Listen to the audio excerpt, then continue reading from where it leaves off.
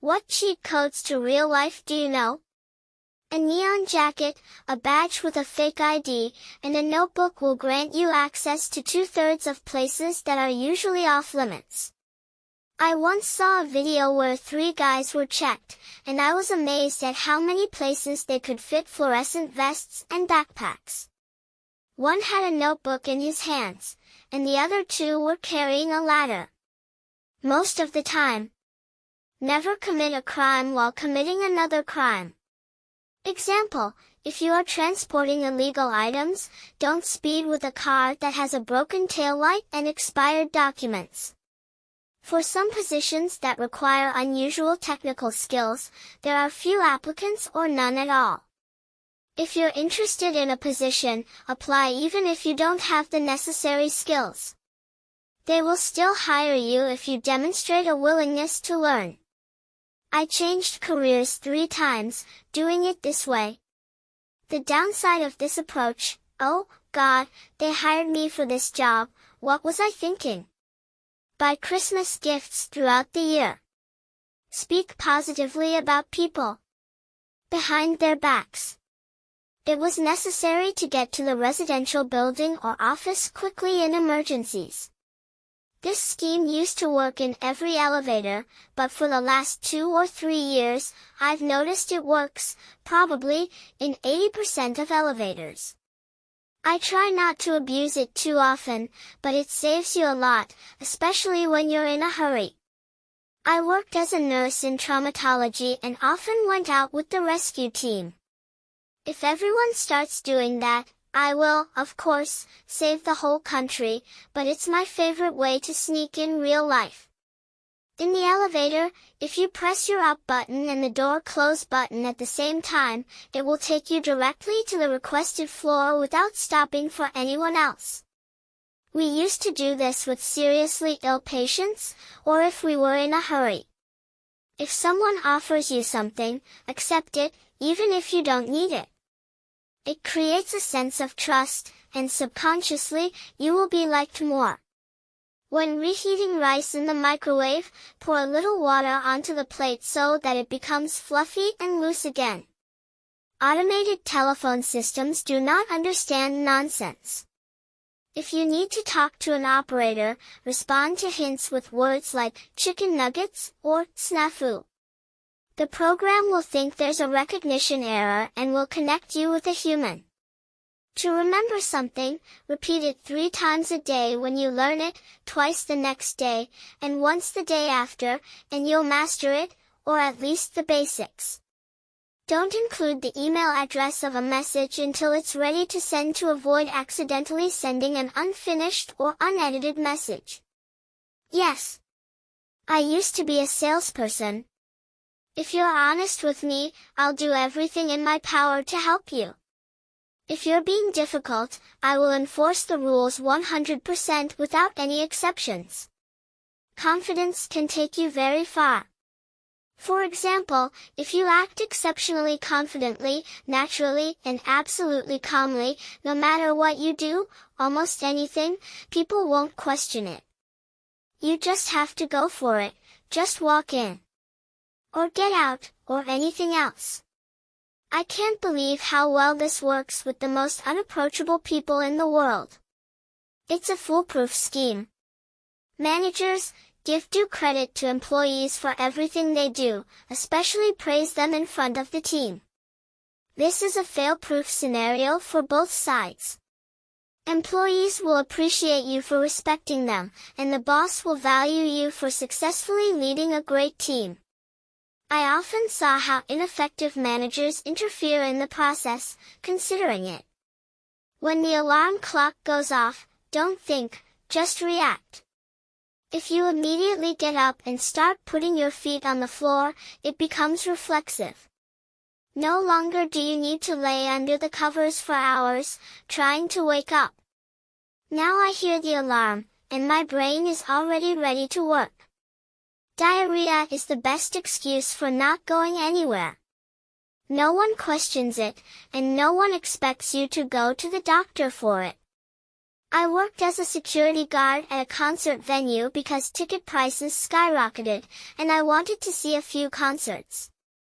And I also got to meet some rock stars. Today in first aid class, I learned that you can use tweezers to remove splinters. If you want to change the subject of the conversation subtly but noticeably, do it in a way that seems accidental.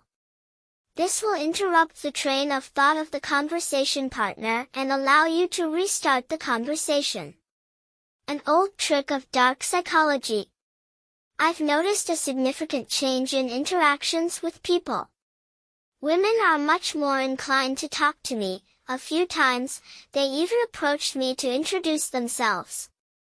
I used to be practically invisible to society, so compared to who I was 2 years ago, this is quite a change. It's easier said than done, but life has become much easier now that I weigh 45 kilograms less.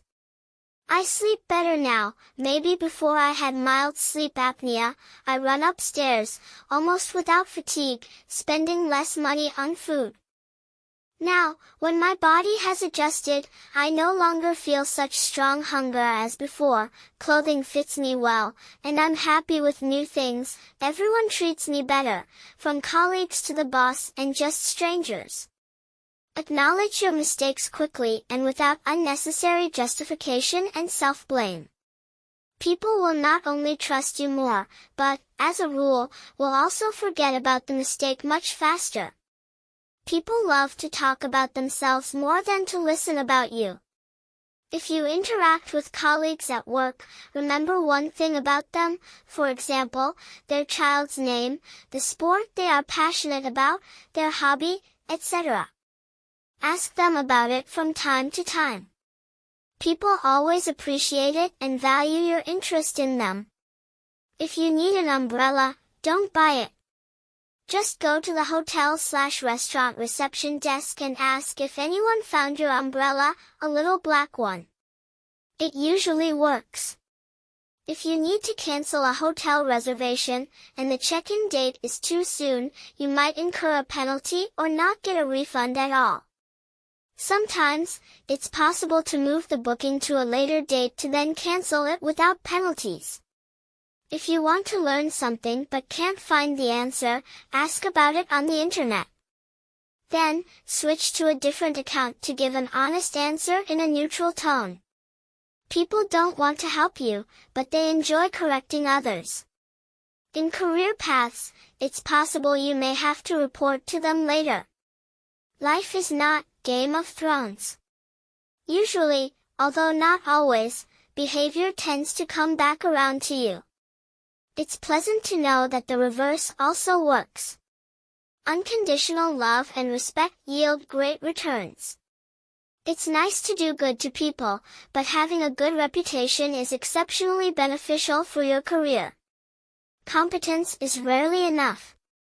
If you want to be exceptionally successful, managing relationships is essential. Remember people's birthdays, write them down. From time to time, give them small, thoughtful gifts without expecting anything in return. Show kindness to those who are below you. Invest as early as possible. Compound interest is the easiest way to make money. To save time, I sometimes pretend to be a fool, probably making mistakes to avoid discussions about, it's not my fault. This allows me to take responsibility and move on to solving problems when the solution is the only thing that interests me.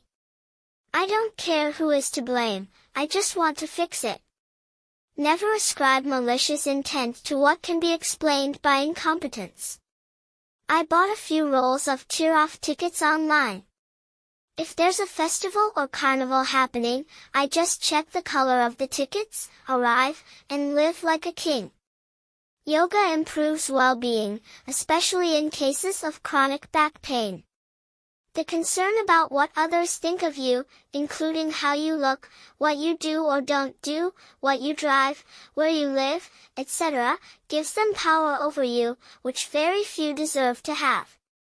You can make more friends in 2 months if you become genuinely interested in other people than in 2 years of trying to get others interested in you. I had a lot of interviews and asked questions like they would at Google. Use ChatGPT or something similar to prepare for your future job interview. They are very effective and extremely useful, especially if you can't afford a personal 1:1 consultant. Edited, describe in as much detail as possible. I am a new entry-level engineer and I'm applying for a junior position at Google. I really need help with the technical interview. When you unplug a hair straightener/iron from the socket, say out loud, "I unplugged the straightener from the socket." By saying this out loud, you will not doubt whether you did it when you leave the house. Asking for help will make you more approachable, but use this very carefully, or you'll get the opposite effect. In a conversation where everyone is standing, a direct stop can be quite a good indicator of connections.